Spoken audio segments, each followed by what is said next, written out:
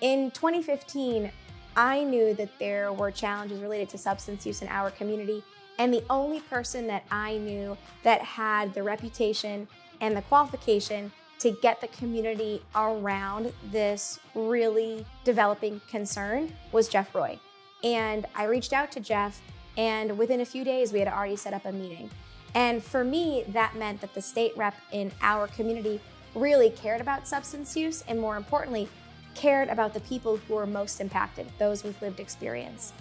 I never could have guessed that in 2015, we would have held a community conversation at the high school where over 300 people would have attended. In my mind, substance use in the town of Franklin was really a closed door problem. But that night, that was really spearheaded by Jeff Roy, highlighted the much larger community concern. And now it's been 8 years, and I can't believe that we are able to help the hundreds of families in and around the town of Franklin who are impacted by mental health and substance use.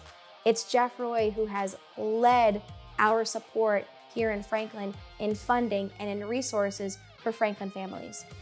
We are in the Franklin schools. We're in the Medway public schools. We have a clinician in Franklin. We have a clinician in Medway. There is access points that never existed before Jeff Roy's leadership and resources and connections that brought mental health and substance use to the place where it is in our communities. And Jeff Roy began to lean in when it was popular to turn away and to walk away, because the conversation around mental health and substance use is not popular, and it certainly wasn't popular in 2015.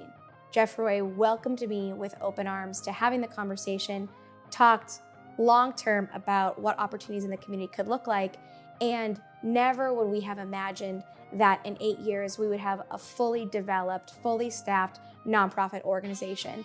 Our communities of Franklin and Medway are so much better because Jeff Roy has stood up for those in the margins, in the shadows, for those who never had a voice, and for those families who had nowhere else to turn.